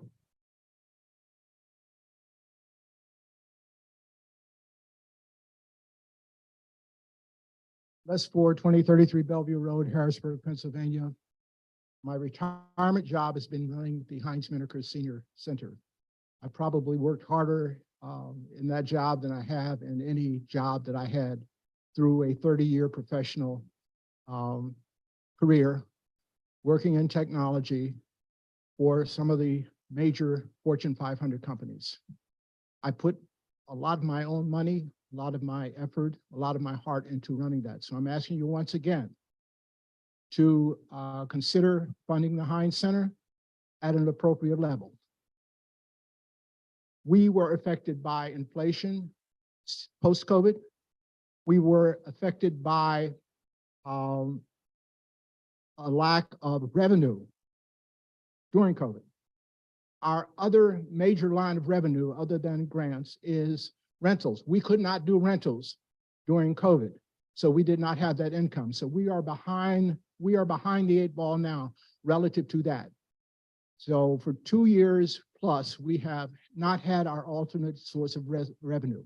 If you're talking about making businesses and nonprofits whole, because of the impact, the immediate impact of COVID, take On Hines as a case study.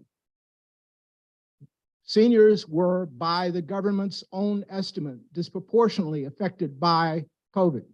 So as we go into the recovery from COVID, it seems to me that there ought to be an appropriate response at federal, state, and local level to make up that, okay? So what I've asked for the Hines Center is reflective of the situation with COVID and post-COVID. I've already told you about our own vaccination program, our own food program that is coming out of our pockets. So I don't want to dwell on that. What I do want to do is to say that this is an opportunity for City Council to step up and establish a new level of input to financial plans in the city. I've lived in the city for almost 30 years. It has always been a trickle-down economic theory in this city. This is an opportunity because there is a large tranche of money that the council will have a significant input into in terms of how it is spent. This should be a case study for you. This should be an opportunity for you to set up a structure so that going forward, it will not only be an emergency that gives you this opportunity, but in terms of our day-to-day governance, this will give you an opportunity. So use this to learn something, use this to build something that we as a community can use going forward. I've listened to the folks up here and the folks back here. A couple of things come out to me. Number one is that there really needs to be some clout on the side of council. I've been here for 30 years. I've been through 4 different administrations. I've watched God knows how many people filter through council. Council needs to get its own house in order. I can't tell you how to do that. I wouldn't propose to do that, but they need to get their own house in order relative to their power. I firmly believe they have more power than they think they need. So let me give you a little example of that. You mentioned the Neighborhood Business Stabilization Program as implemented by, I don't mean to take juice away from you guys, as administered by Building and Housing. I do believe that was Impact Harrisburg that did that, okay? So what I'm saying is don't be afraid to use outside organizations that have a track record. Impact Harrisburg has a track record, Heinz Mineker has a track record, the Martin Luther King Society has a track record. Cooperate with them. Don't do this in a panic. I know time is money and we're talking about money here, but don't do it in a panic now that has just a short-term ability to get us through this crisis. Please, everybody's asking you to try to put something in place that will have a long-term structural and significant impact on how we do business in the city of Harrisburg. Thank you. I'll shut up.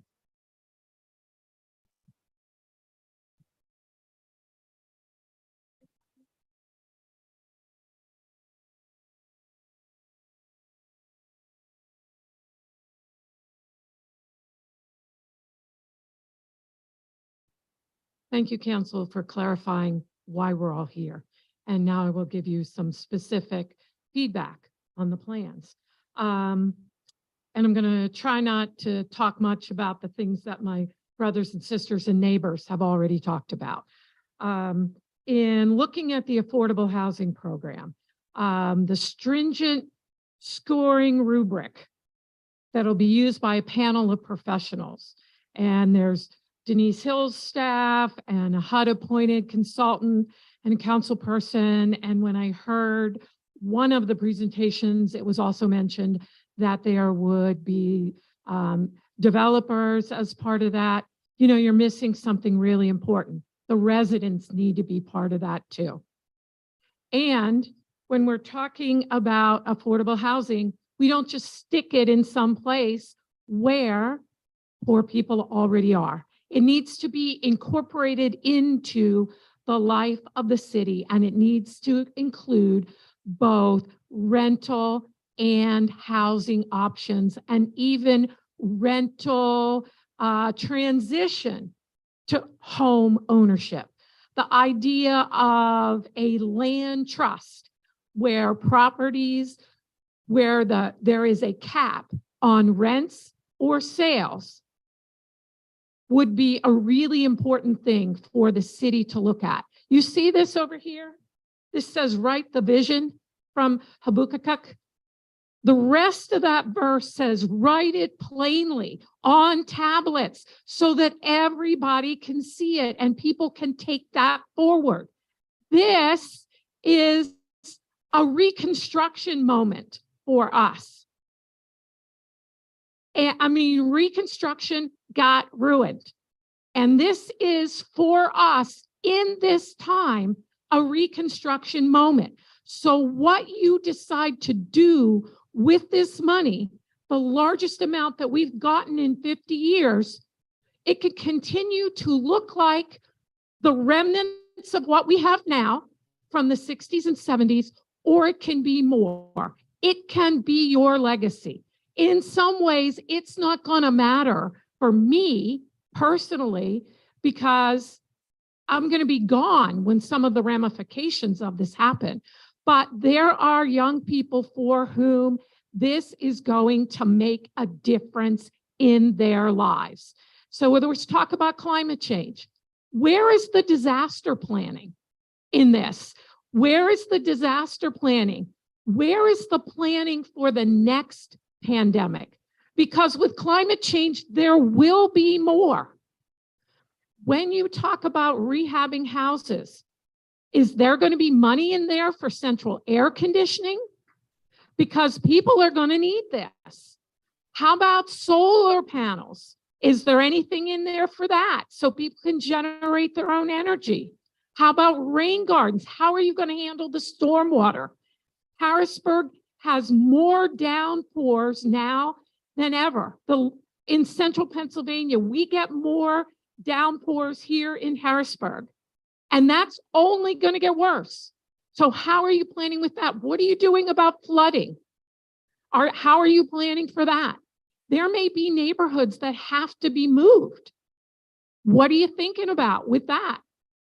I'm not saying it can all come out of this money, but you need to be thinking about that. The ADA accessible playground is great, but we don't have a place for it. We'd have to find a place. And every playground should have accessible things. Mentally and physically want to be with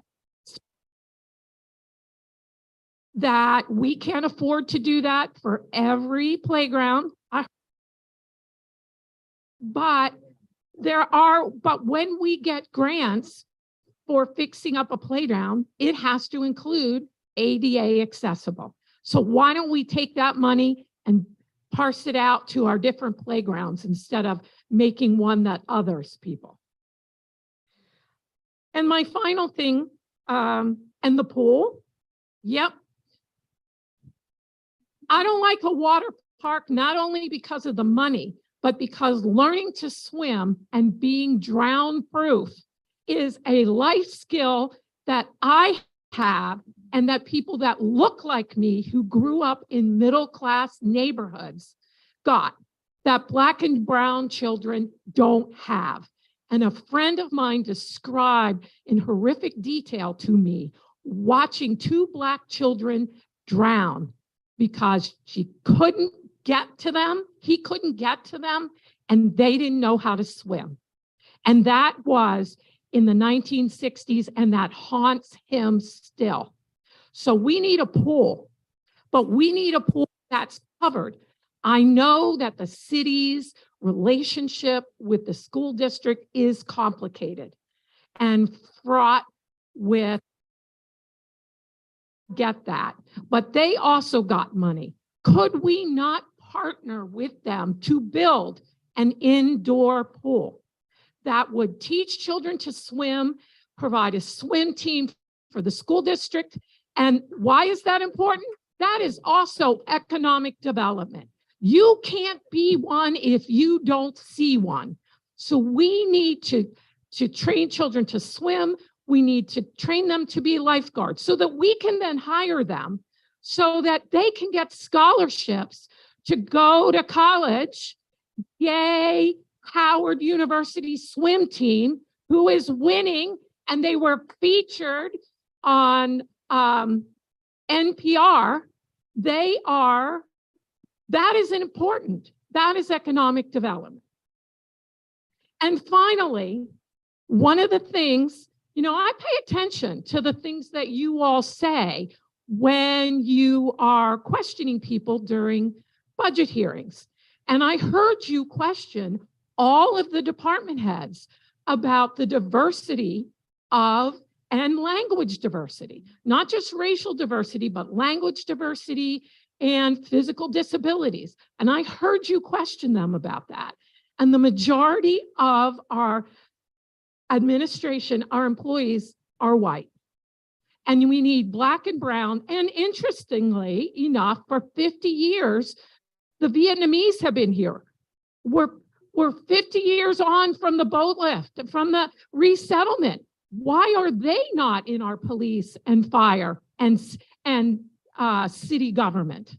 So one of the things that you could do for cultural competency, since the fire department is all white, and this is not just a fire department issue in Harrisburg, this is around the country, you could create what Chicago has, which is, they call it a Black Fire Brigade. You could call it something else. I don't like to use the word minority because it isn't really true. But it provides a pathway from high school to learn firefighting skills and first responder skills and EMT skills. You can look it up. It is free.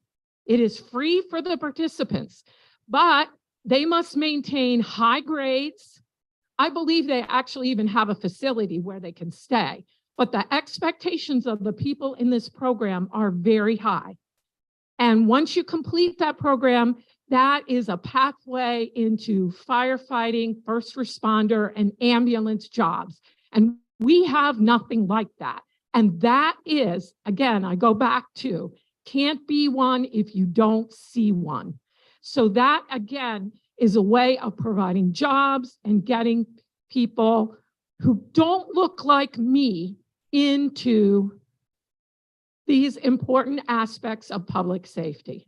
And when you talk about language, I think figuring out a way and using this money to be able to deal with language skills is really important.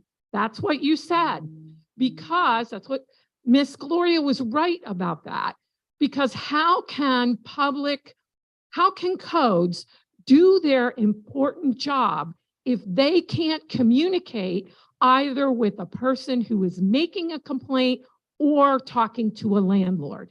When you talk about safety, if firefighters can't speak another language and there isn't someone immediately available to them, how do you keep people safe in the event of a disaster or a major fire? And thank you for taking notes. And you can find the Chicago Fire Brigade online. I just have a couple follow-up points to some of the comments that my neighbors have already said. So one of the things that Rafika mentioned is that we have receipts. We do have receipts. And all of the comments, several of the comments that have been made here tonight, such as the fact that our contractors have to be licensed to work in the cities and this ridiculous permit process that we have. I know I have come to you and said before city council and public comment, since like around this time in 2021, when city council was open to the public, I've been coming down regularly, as have many of the people in this room, and these things have already been said. And this drives home the point again that we have been saying these things to you for years, but you have not received our comments, or the one time that you did, such as when my neighborhood organization came to you and said that planning commission and zoning hearing board need to be filmed, you took credit for that. So, we have receipts. We can go back and go through all of the videos and say that you have not been doing your job legislating. You have not. You have not heard us. You have, I don't think that from my observations, that the members of city council who may have the third-class city code memorized aren't in this room right now. So you don't know your powers, which is another issue that I have raised with you, that I recall asking to utilize your subpoena powers. You haven't done it. You haven't utilized powers to remove unethical members of boards. And you need to know that. If you've been on any board or commission or anything for years, you should be a subject matter expert on those regulations after a certain point. You should have it memorized. I'm not even on any of these boards, and I know the municipality's planning code better than two of you who have served on the zoning hearing board and the planning commission, because I've gone to the meetings and called out things that aren't correct or are being done improperly, and you vote anyway against the recommendations. So this is why we don't have confidence in this body anymore. And if you don't change course really quickly, like 180 degrees, you're not going to be in these seats anymore.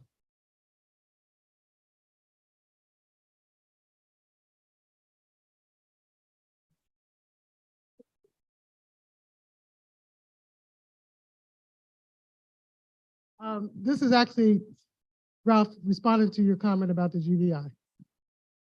I worked for PCCD, retired from there for 18 years, and was ultimately the other communities that have implemented GBI locally. Lancaster, Group Violence Initiative. City was awarded a $500,000 program over a year ago, and to date they've not implemented anything. But I want to offer my assistance, because if you were planning to use that money for cameras, you're wasting the dollars. So I really would like to see, and I think the community needs to have an opportunity to see what it is you're going to do with that GBI money. There's several different models that you can choose from, but you want to make sure that you're using a model that is going to fit the needs of this community. And a camera program is not one of those. So I just want to make sure you all have my information, you have my number. And I also want to say that I work as a reentry coordinator for the Office of Attorney General, and the director there is a former U.S. attorney. And he has offered, we have sent emails to the chief and captain to say that he was instrumental in bringing GDI to Strawberry Gardens in Philadelphia. He has offered to assist. We've not had any response. So I just want you to, for the record, on the record, I want you to know that that opportunity is still there, and we're willing to help you do whatever you need to get that GBI grant that is so sorely needed going and implemented in this community. Thank you.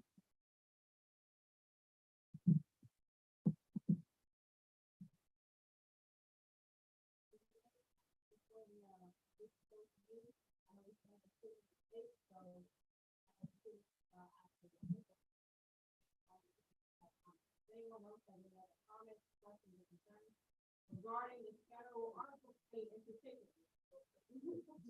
I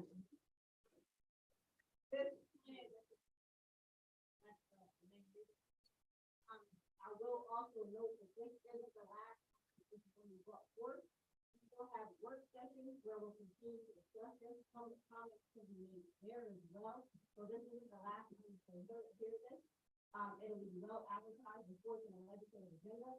We're not looking to slip it on any agenda. We're not looking to quickly pass it.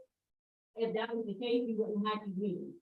So we really do want to get community input. We really do want to make sure that even as we look to implement changes, we continue to get feedback and input. But if anyone else has any comments, please keep them to 1 to 2 minutes, because in the interest of time. And then at that point, we'll close it out. There are no other comments. At this point, I'm going to reach out to Mr. Hartman, see if that's possible for you and the team to be able to communication with your expertise. I'm pretty sure that I just want to relate to the woman who wanted the tree down in front of her place.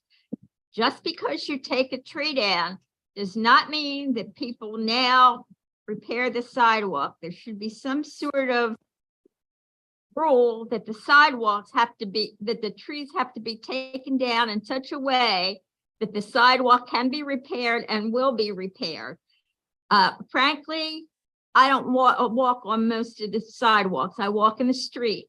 And the consequence, because the sidewalks are so bad and I didn't want to fall. And the consequence of that is at the end of December, I was walking on Susquehanna Street going toward Riley, looking forward to see what the traffic was in the street. And guess what? The street was all broken up. I fell. I broke my elbow. I had to go for surgery. I literally wound up staying in the house for 2.5 months because of this fall. Okay, so some rules in regard to trees need to be made, and not only the current trees, but there has to be the right tree being planted in the right spot. It can't be too small a pit. And the wrong tree that's going to get too huge for that particular spot. That's all I wanted to say about trees.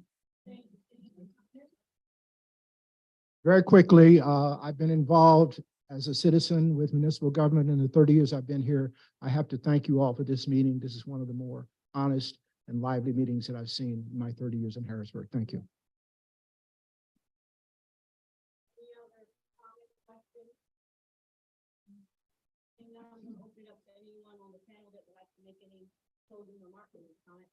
Yeah, I want to make a closing remark for everybody here.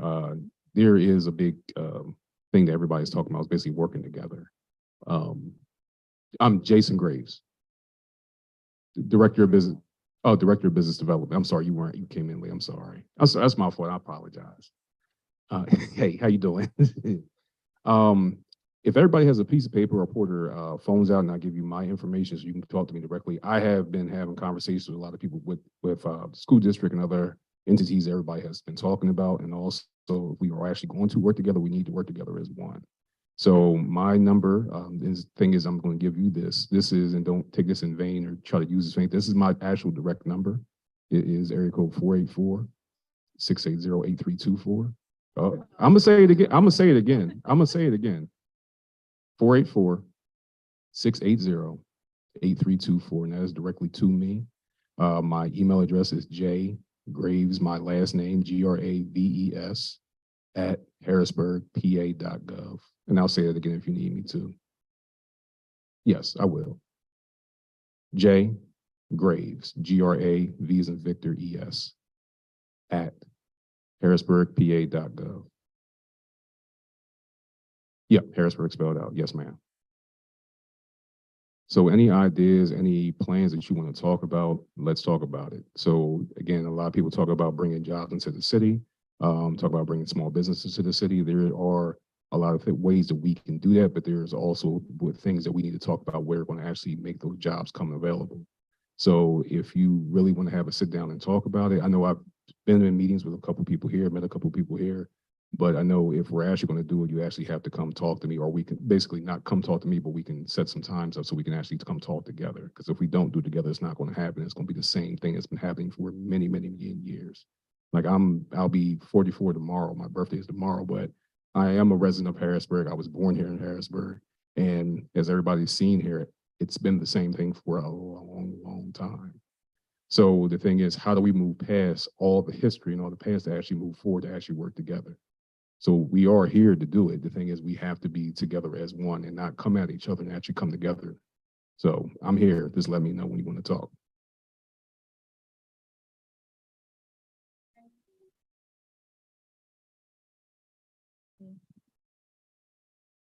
I'm gonna stand up. This microphone stand away. So now it is afternoon. So good afternoon. I just want to thank everybody again for coming out this morning, this afternoon, and spending your Saturday with us, or the majority of it. I really appreciate, again, the lively discussion. I appreciate the accountability. I don't think any of us profess to be experts in every single area, but know that we are trying. Know that we have to work with the mayor and her administration. And thank you for reminding us of our power. I'll say that. I just really appreciate your feedback. I appreciate your thoughts on this proposal. Thank you for keeping our conversation focused and really making the best use of our time. Again, this isn't the final time this will be discussed. It will not be added to an agenda without additional input. We all have to work together. This is dream money, and I keep saying that so we can dream big, but also keeping in mind of everybody's basic needs. So again, know that we're listening. We hear you. Again, I don't want that to go unnoticed or dismissed in any way, not at all. We're working. I mean, that's all I can say. And I hope that we can all continue to work together in a respectful manner to create the change that we would all like to see within the city. So again, thank you very much for your time. I don't know if anyone else has anything they would like to share before we conclude, but thank you again for your presence. And I want to just reiterate what President Bowers has said. And you may have seen, as we're going through this, council members kind of talking back and forth. We're taking notes on what you're saying. There are amendments that we're looking at putting into things based on what we're hearing from this feedback. So know that your voices are being heard. The only voice I was a little disappointed I didn't hear from was Mr. Williams over here, because last week he had a notebook that he didn't finish giving us all his ideas. And we need more of his ideas because he put some good ones out there. If you didn't see Thursday's meeting, watch it because he had a lot to share with us. So we're taking that information and expect to see some result of what you've been saying. And regarding public safety, if anyone would like to get in contact with me, I definitely do post visit. So R. Rodriguez at harrisburgpa.gov. Been to many of your homes already, and anywhere I can help you. Thank you guys for coming in. All right. I'm going to just repeat the same thing and saying thank you. But thank you all for being here today. Thank you to everyone who's attended multiple meetings. That's very important as well. Thank you for your comments, for your suggestions. We heard everything. We didn't just listen to it. We actually took it in and heard it. We plan on implementing some of these changes, having discussions publicly with each other so that we can make for sure that changes are made that are needed to this plan. I'd also like to say that as we continue to move forward, not just this money, but just with the city budget in general, we need to start looking at that money too. As the city has paid off all of its major debts, last year we underspent by $8 million, right? So that's $8 million that could have went towards sidewalks, $8 million that could have went towards programming. So as we're now at the point where we don't have this debt looming over our head, I'd like to look at ways that as we approach the end of the year, we can reallocate unspent money to make for sure it's going to use. It doesn't need to sit in a bank account anymore. We need to be able to put it into use. So as we're looking at this money, we're also looking at ways that we can build sustainability into our budget overall. So even if you don't see something that you mentioned come out of this pot of money specifically, there are other opportunities that we're looking at on how we can fund these things, because sidewalks might not be a one-year project, right? It might be a 6-year project. And although we might not be able to take loans out right now, if we're underspending because we aren't hiring police officers at the rate that we're funding them at, because there are positions that aren't being filled for a large portion of the year in the city, then that money can be reallocated to meet some of the needs that the citizens have, or the infrastructure needs that we know that have been neglected for many, many years because money wasn't being spent where it needs to. So this isn't a one-time discussion. Even as we finish up in the coming months, finish up speaking about the ARPA money, let's start talking about the general budget. Every year we have budget hearings in December, and if we can get 5 people to show up to the series of budget hearings, that's usually a success, which is, it's sad because that's the operating money for the city for the entire year. And then usually in January, February, March, people start coming out and saying, well, how come we don't have funding for this? Well, the funding decisions are made in December and then they're put in place throughout the year, but the money's already been allocated. So let's continue to have these discussions. I thank you all for coming out tonight. Please spread the word to anybody that you know that this isn't the end. They can find the presentation online at the city's website, and they can also make public comments at publiccomments@harrisburgpa.gov. They can email those into us, and then we'll continue to have this discussion and make changes, and we appreciate it.